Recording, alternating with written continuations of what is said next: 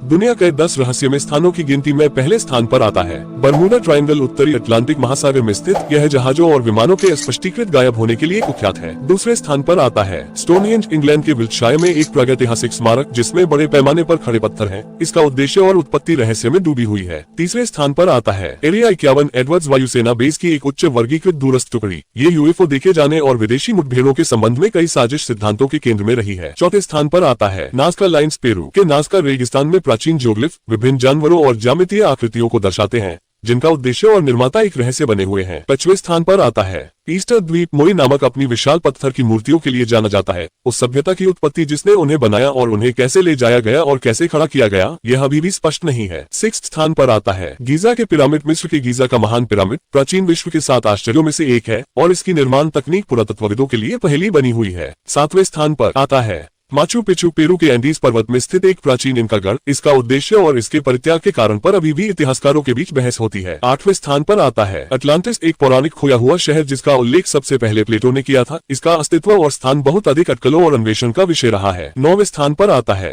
Romania का Bermuda triangle. Romania एक ग्रामीण इलाकों में एक रहस्यमय क्षेत्र जहाँ अजीब रोशनी और गायब होने सहित विभिन्न अस्पष्ट घटनाएं बताई गई है। और 10वें स्थान पर आता है ईस्टर द्वीप की मोई मूर्तियां। विशाल पत्थर की मूर्तियां जिन्होंने सदियों से शोधकर्ताओं को हैरान कर रखा है। इन मूर्तियों का उद्देश्य और इनके निर्माण तथा परिवहन की विधि अभी भी रहस्य बनी हुई है।